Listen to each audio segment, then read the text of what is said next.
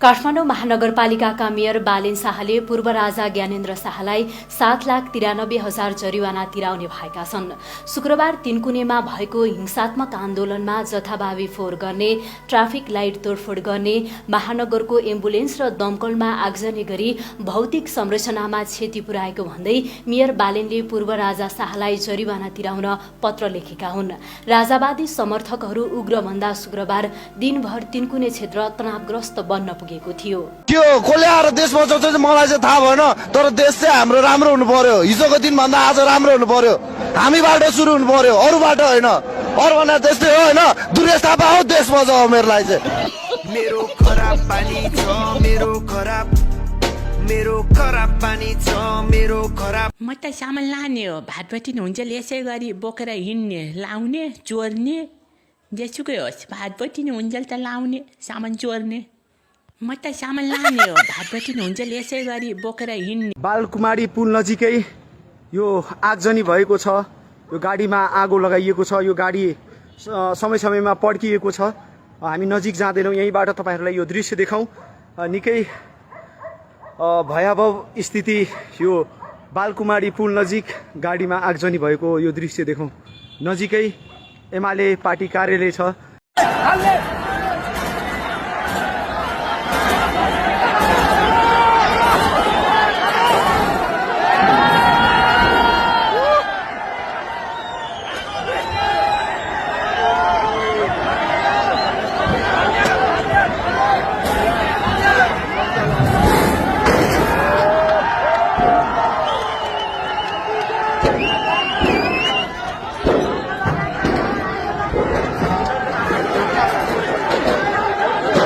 लाठीचार्ज गरेको छ। र हेर्नुहोस् यसरी भित्रबाट लुटपाट गरेर बाहिर निस्कँदै गरेकाहरूलाई हाटबडिनको सेक्युरिटी गार्डले लाठीले हानेको छ। बाहिरबाट ढुङ्गामुढा भित्र धेरै मानिस घुसेको अनुमान गर्न सकिन्छ। यो हुनु पक्कै पनि राम्रो होइन। फ्रिज लिएर हिँड्दैछन्। ल हेर्नुहोस्, आइसक्रिमको डिप फ्रिज तानेर आन्दोलनकारीहरू अगाडि बढ्दै गरेको यो दृश्य हामीले देखाएका छौँ। हामीले फ्रिजभित्र भएको आइसक्रिम खोसाखोस भइराखेको अवस्था छ।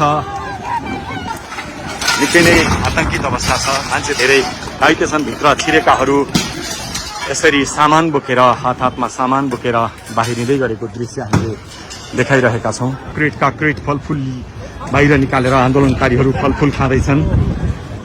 यसले पक्कै पनि बङ्गलादेशको झल्को दिएको छ, विदेशको झल्को दिएको छ। स्वागतका लागि राखिएको यो घडा हेर्नुहोस् मेन सडकमा फालिएको छ। फलफुलका क्रेटहरू, बाक्साहरू यसरी फालिएको छ र प्रहरी आइपुगेको छैन। शोकेसहरू यसरी तोडफोड भइराखेको अवस्था छ। यो कोटेश्वरको हाटबटी हो। हेर्नुहोस् फलफुलहरू यहाँ देख्न सकिन्छ। मानिसहरू सामान बोक्दै भाग्दै दौडिँदै गरेको अवस्था देख्न सकिन्छ। साँच्चै बङ्गलादेशको झल्को यति बेला कोटेश्वरको हाटबटीमा देख्न सकिन्छ। दर्शकवृन्द, आगो लगाइदिए भनेर यहाँ आन्दोलनकारीहरू कराइरहेका छन्। माथि ढुङ्गा प्रहार भइराखेको छ। यो कोटेश्वरको हाटबटीको दृश्य हो। दर्शकवृन्द, सोच्दै नसोचेको अप्रिय अवस्था। प्रहरी अहिलेसम्म हाटबटीमा आइपुग्न सकेको छैन। पार्किङमा राखिएको गाडी यस्तो अवस्था छ। फलफुल यत्रतत्र सर्वत्र देख्न सकिन्छ।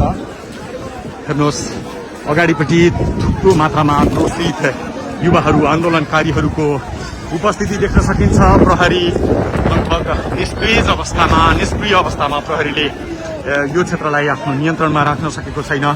प्रहरीले नियन्त्रण गुमाएको अवस्थामा स्याउ सुन्तलाले हाटबटीमाथि आक्रमण भइराखेको छ। अहिलेको अवस्था निकै नै गम्भीर छ, भयावह अवस्था छ। आश्चर्य लाग्यो दर्शकवृन्द, आश्चर्य लाग्दो दृश्य हामी तपाईँलाई देखाइरहेका छौँ। कोटेश्वरको हाटबटीमा कोही बियर बोकेर निस्किएका छन्, कोही हुस्की बोकेर निस्किएका छन्, कोही फलफुल बोकेर निस्किएका छन्।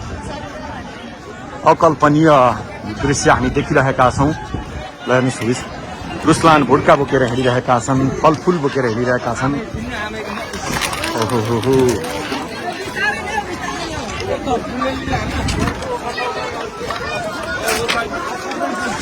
भाटबटिनीमा लुटपाट मचिरहेको छ। त्यो दुःखद दृश्य हो। व्यवसायी सुरक्षित छैन।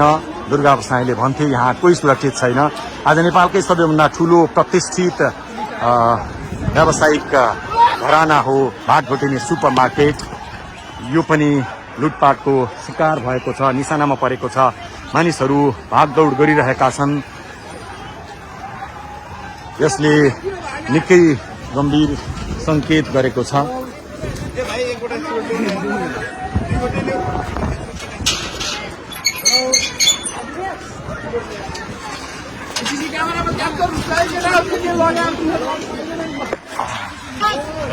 सेक्युरिटी गार्डले लाठीचार्ज गरेको छ।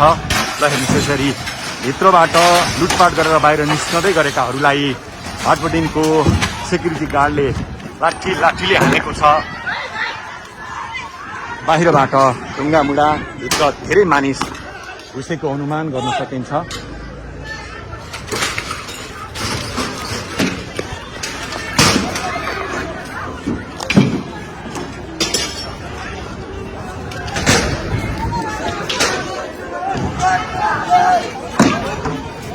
दर्शक निकै नै अप्रिय अवस्था, डरलाग्दो अवस्था भाटबटिनी क्षेत्रमा देख्न सकिन्छ।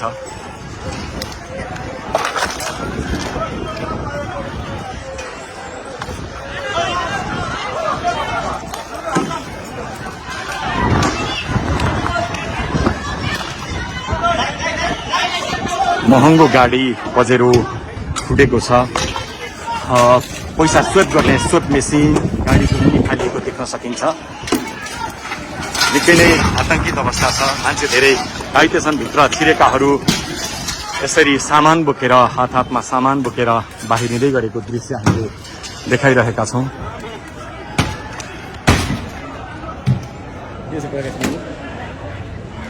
कोटेश्वरको भाटबटिनीमा यस्तो अप्रिय घटना हुन्छ कसैले अनुमान गरेका थिएनन्। आन्दोलनकारीको जत्था भाटबटिनीभित्र प्रवेश गरिसके पछाडि यति बेला अप्रिय अवस्था बनेको हो।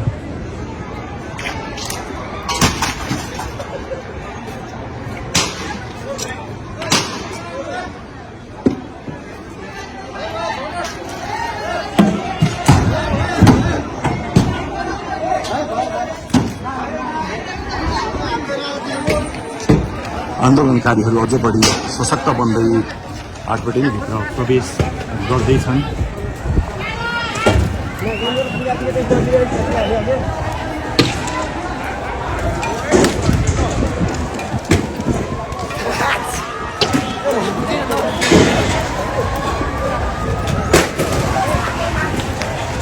भागदौड मचिएको छ। निकै ठुलो मात्रामा मानिसहरू भित्र छिरेको अनुमान गर्न सकिन्छ। दर्शकले निकै ठुलो मात्रामा आन्दोलनकारीहरू भित्र छिरेको हुन सक्ने अनुमान गरिन्छ। माथिबाट भाटबटिनीका कर्मचारीहरू हेर्दैछन्। यद्यपि यहाँ आन्दोलनकारीहरू पसेको धेरै समय भइसके पनि सुरक्षाकर्मी निरीह जस्तै देखिएको छ। सुरक्षाकर्मी आउन सकेको छैन। कोटेश्वरको भाटबटिनी क्षेत्र तनावग्रस्त अवस्था छ। यसले निकै ठुलो र गम्भीर सन्देश दिएको छ। राष्ट्र गम्भीर क्षणमा, गम्भीर सङ्कटमा पसेको प्रमाणित भएको छ। दर्शकवृन्द, प्रहरी निकै अगाडि छ, तर थोरै मात्रै अगाडि छ। 500 मिटर अगाडि छ प्रहरी। यसतर्फ आउन आँट गरिरहेको छैन। प्रहरीले पनि कतै आन्दोलनकारीहरूसँग डराएको हो कि भन्ने संकेत यहाँ हुन्छ।